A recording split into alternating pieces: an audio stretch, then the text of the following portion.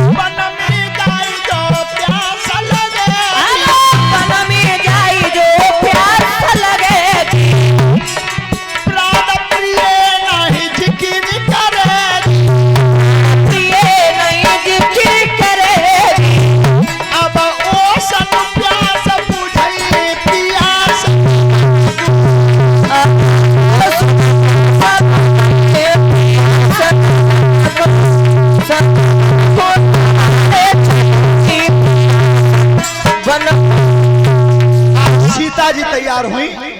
और इसी चीज को गोस्वामी जी लिखते हैं रामचरितमानस में, भगवान राम से क्या कहा कि जिया बिन देह नदी बिनु बारी,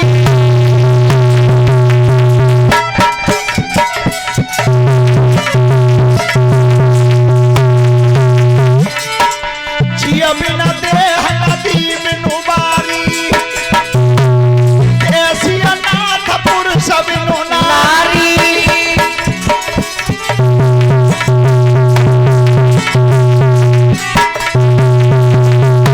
नाथ तुम बिना जगमाई, तो सुख जगत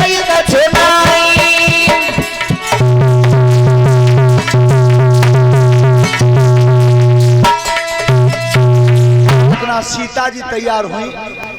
और जिस समय लक्ष्मण जी को पता चला कि मेरे भैया राम बन जा रहे हैं, तो लक्ष्मण स्वयं तैयार हुए।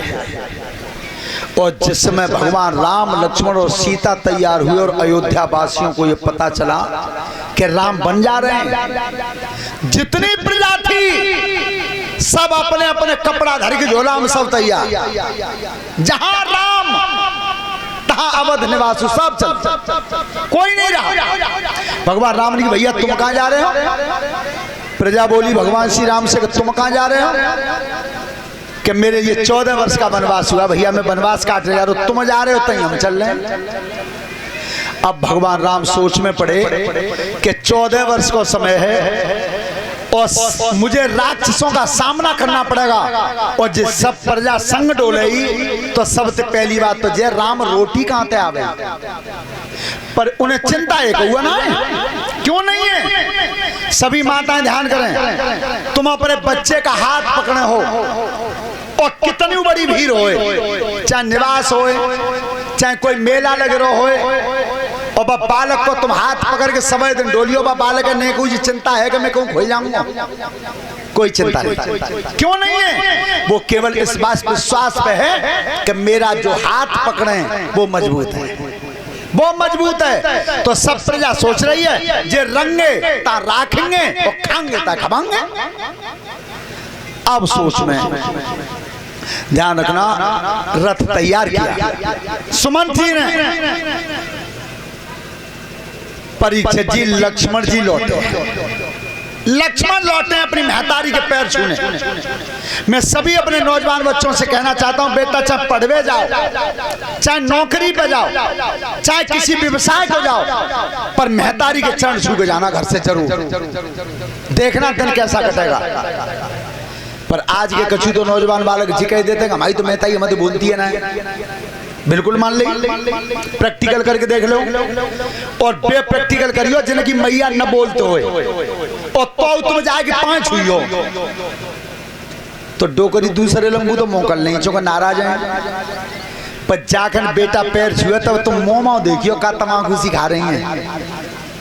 बेटा ने जब पैर छुए तो एक लंगू मुंह फेर के इतई तो कह दे भगवान में वो बनोर है।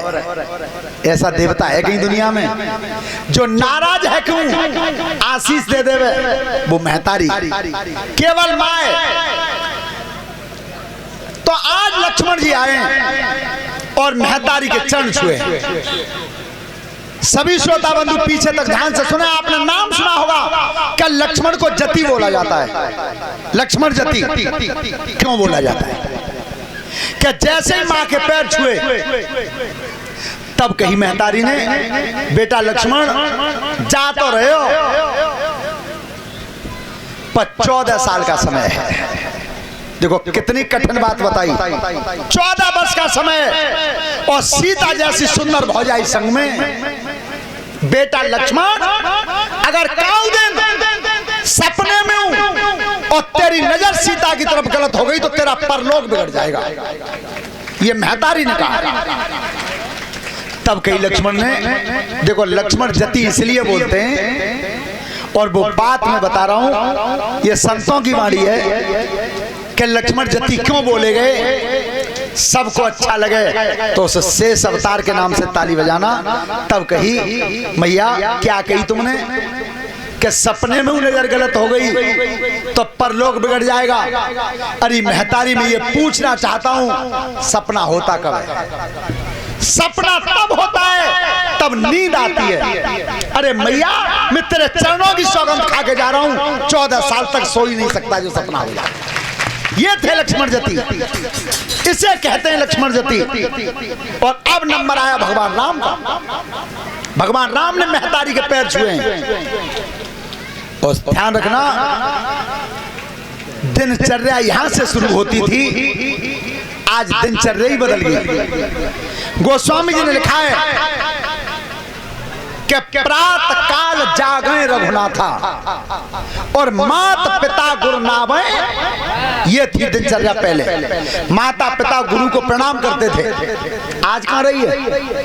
आज नहीं है। श्रोता बंधु अब भगवान राम आए पैर छूने तो श्री राम से कौशल्या ने की बेटा राम एक आदेश दे रही हूं तुझे। तो क्या आदेश दिया माने? सभी माताएं ध्यान से सुने। न तो ऐसा कोई हुक्म महतारी देगी और अगर देव देवे तो कहो बेटा में दम नहीं है सब पार करके लौटे।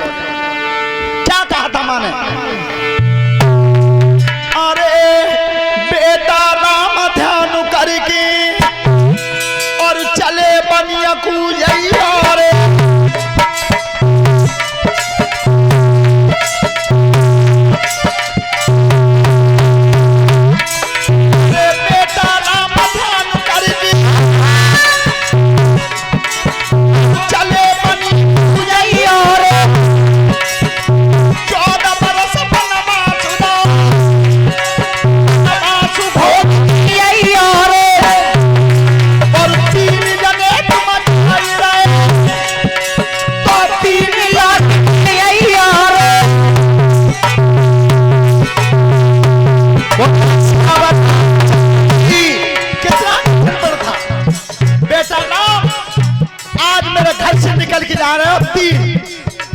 तो 14 साल बाद लौट के आना तो 3 के 3 ही आना। आज कठिन व्रत आज ऐसा हो जाओ। आज तुम मुझे चिमटा बजा देगा लोग के अंदर उन्हें भोजन में भर्ती करवा दो पौआ संग कर दियो। 14 साल बाद लौटेंगे तो कम से कम 6 तो आएंगे। लेकिन कितना कठिन व्रत था राम के लिए। 14 वर्ष का समय था और सीता जी संग। लेकिन भगवान राम ने कहा क्या? राम करी मैया बचन निभाऊंगा जैसो घर जाई रहो तैसे ही घर आऊंगा।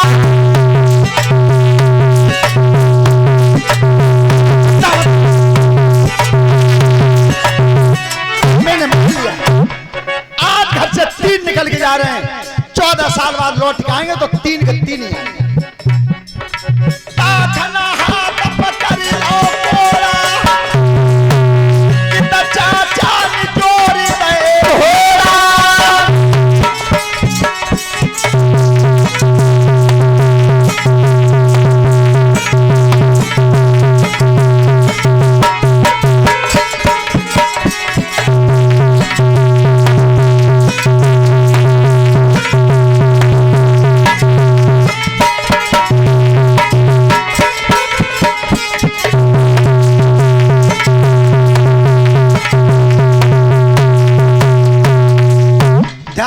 भगवान राम लक्ष्मण सीता सुमंत के साथ रथ में बैठ के चल रहे, जितनी प्रजा थी वो सब संग ही चल रही।